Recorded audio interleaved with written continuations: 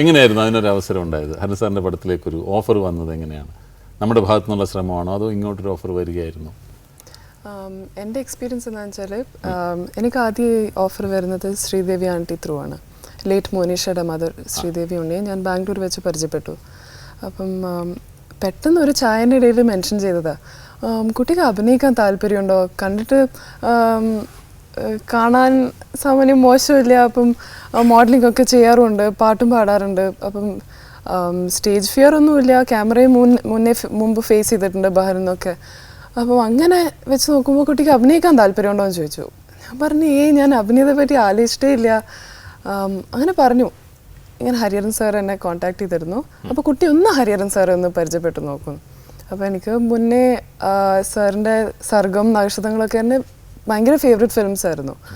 അങ്ങനെയാണ് ഞാൻ കാലിക്കറ്റ് വെച്ച് സാറിനെ പരിചയപ്പെട്ടതും പിന്നീട് എന്നെ കണ്ടപ്പോൾ തന്നെ ഇഷ്ടമായി എന്ന് തോന്നുന്നു.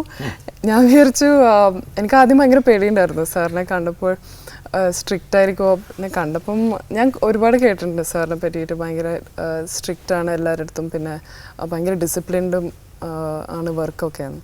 അപ്പം ആദ്യം ഒരു പേടിയുണ്ടായിരുന്നു, പിന്നെ അത് ഇഷ്ടപ്പെട്ടു, അങ്ങ് ഇതായി. സെലക്റ്റഡ് ആയി എന്ന് പറഞ്ഞാൽ ഭയങ്കര ഒരു എക്സൈറ്റ്മെന്റ് തോന്നി.